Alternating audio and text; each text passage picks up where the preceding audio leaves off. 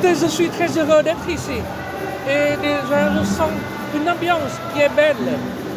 C'est un spectacle qui est extraordinaire. Et ce que j'apprécie le plus,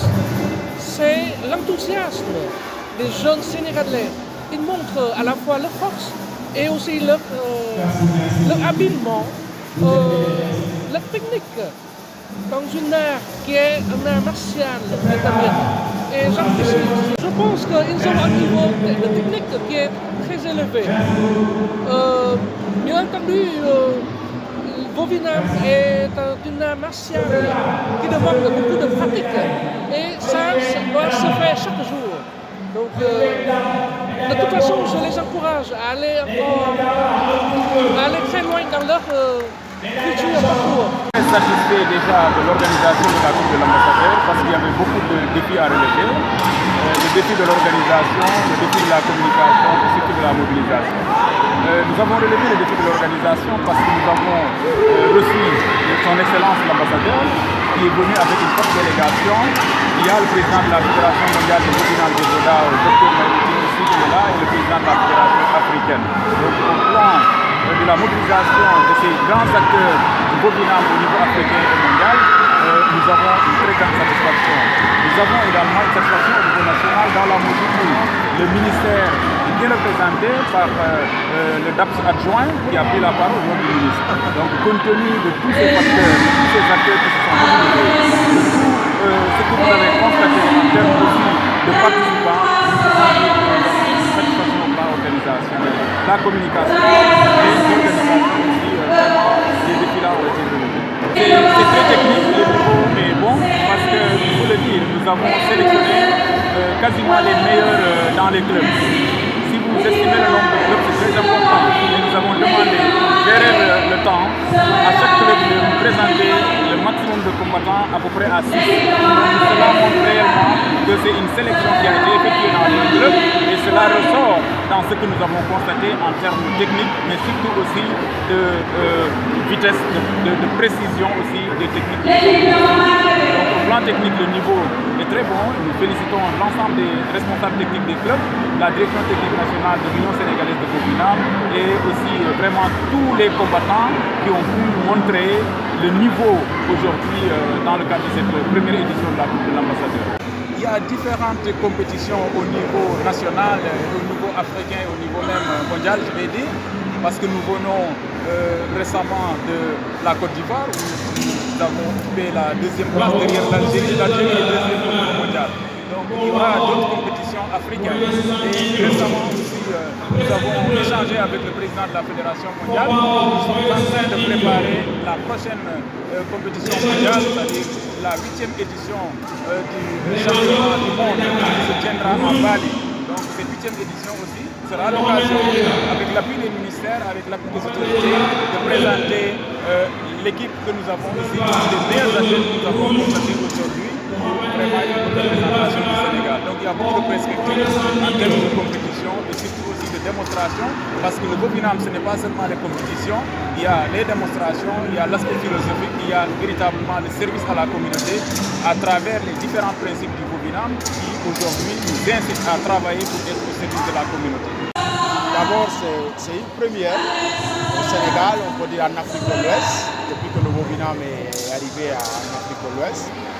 Et là, l'impression aussi, on voit l'ambassadeur qui s'est déplacé, une délégation vietnamienne qui a quitté depuis le Vietnam pour venir assister à cette compétition. Et une première aussi d'avoir un nombre important de clubs participants dans nos activités au niveau national. 36 clubs qui ont participé, on peut dire que c'est la moitié de nos clubs qui constituent l'Union sénégalaise de Vovinam. 46 combattants. Et là, on était obligé de réduire le nombre parce qu'on s'est dit que comme il y a trop de clubs, chaque club n'a qu'à envoyer maximum 6 candidats. D'habitude, on laisse les clubs d'envoyer le nombre de candidats qu'ils veulent. Des fois, on se retrouve avec 500 athlètes parce qu'il y a des clubs qui amènent 20 athlètes, d'autres 15. Mais cette fois-ci, on se dit que vu le nombre important des clubs, on réduit le nombre de participants par club, 6 maximum. Son Excellence, le président de la République, c'est mon président, mais aussi son maître toujours. Oui, c'est un maître, c'est mon élève, je peux dire, c'est mon ami parce que depuis 2003, on s'est connus,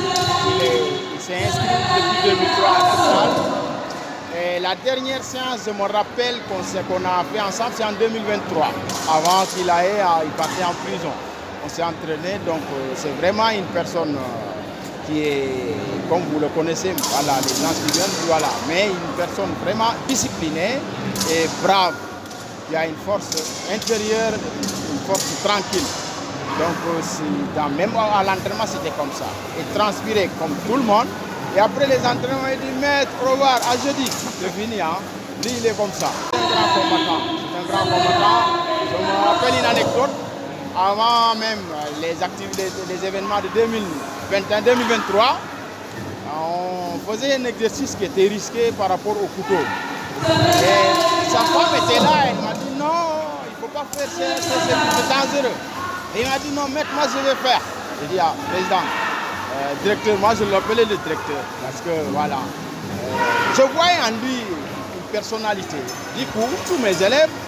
moi je les appelais les noms, mais lui, j'étais gêné de l'appeler de son vrai nom, de l'appeler directeur. Finalement, je ne sais pas, tu as vu ce que tu as fait. Donc voilà, c'est une personne très brave.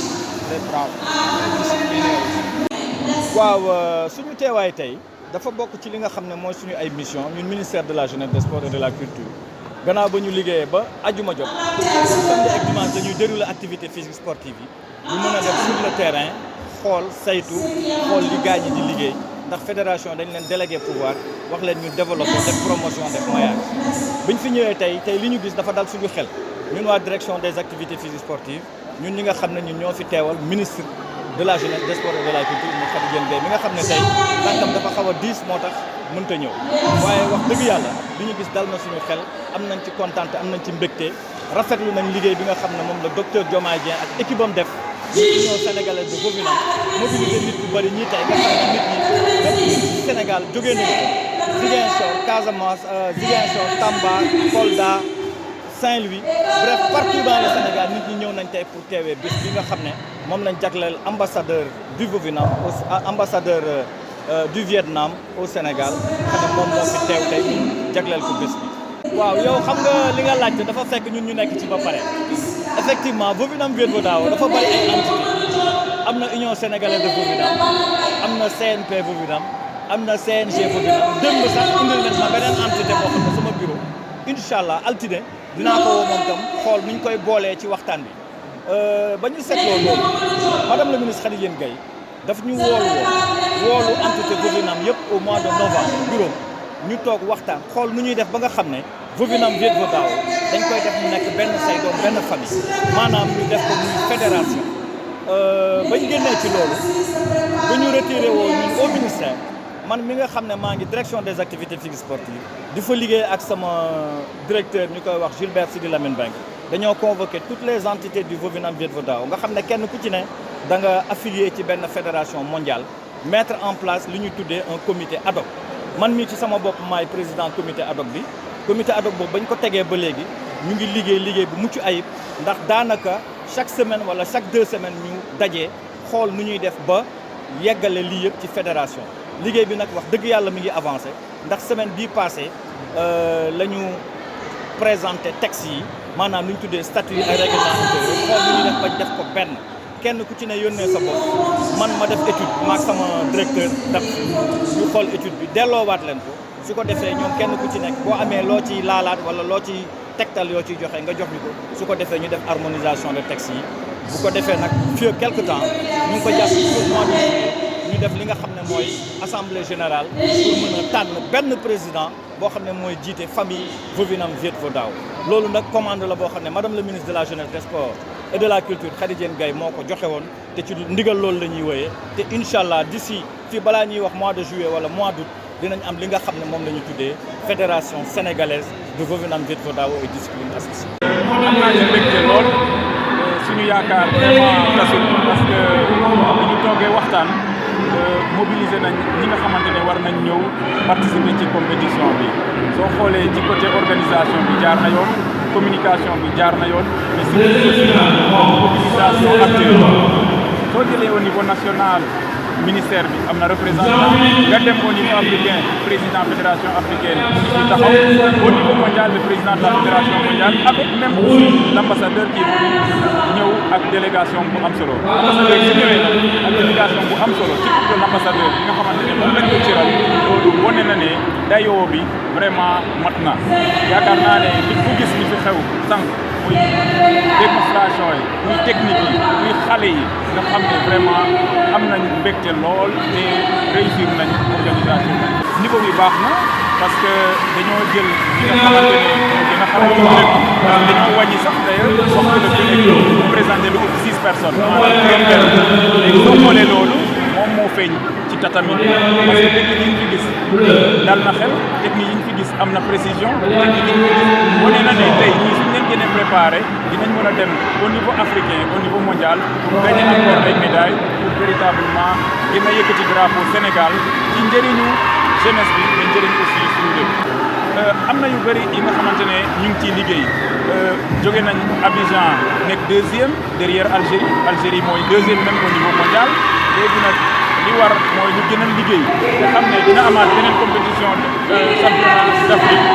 ñu ngi waaj aussi ak président fédération mondiale championnat du monde yi nga xamante ne ñoom ñoo war a am ma rappelé nag bii passé nii c'était au Vietnam foofu lañ ko organisé woon amoon na fanweeri dëkk ak juróom ak presque juróom benn téeméeru athlète yoo xamante ne bokkoon nañ ci compétition boobu ñuy waaj nag bii di ñëw mu ngi war a am Bali ca Indonésie ñu yaakaar ne su amee appui ministère su amee aussi vraiment solidarité bii ma gis fii nii dinañ mën a am vraiment équipe bu taxaw boo xamante ne dina mën a dem jongante ak ñi nga xamante ne ñoom ñooy les géants et les grands du monde. moom macha allah je pense que ñëpp gis nañ liñ ci gis d'abord mooy une première la en Afrique de l'Ouest la coupe de l'ambassadeur du Vietnam ñu gis ci délégation bu mag vietnamienne bu fi ñëw ak le président de la fédération africaine ñëw na fi donc une première aussi suñu activité ñu gis un nombre important ci participants club bi ak ñeent fukk ak juróom-benn xam nga séeréer bu dégg wolof la donc foo ma ko wax donc c'est ça on a 146 combattants sur 36 aussi j'ai pas oublié club qui sont présents. les arts martiaux li ñuy njëkk a xalaat mooy le développement ci côté technique le côté technique boobu naan biir balaaw mu ngi développé wu ci côté yëpp nag parce que actuellement maintenant ñu ngi fépp ci Sénégal ñu ngi fépp on est ñu ngi fépp ci Sénégal au nord au sud au centre partout donc ça veut dire que mu ngi dund waaw public moom léegi moom ñi ma wax élève balaa waa GIGN di may jël sama élève la woon nekk sama xarit aussi parce que activité yëpp yi ma daan def bokkoon na parce que man yàlla daf ma def sama élèves yi dañoo amoon benn ci force kii boo xam ne lépp lu ma bëgg ñoom dañuy njëkkalante pour def saa yi bu ñu amoon activité man damay jël si dama koy woo sa participation na ñëw et il faisait partie premier ñi xam dañ daan participer donc mu nekkoon nit ku baax mu nekkoon sama xarit mu doon waxtaan ci lu bëri daal lu jëm ci affaire armement waaw mu nekk nit ku yaru aussi nit ku gëm boppam ku ñemee entraînement aussi moom ba daan ñëw dem ba jeex te comme ni ngeen ko gisee dafa discret day pare entraînement rek gàddu seen na ma mettre à jaba dem naa loolu nga koy gisaat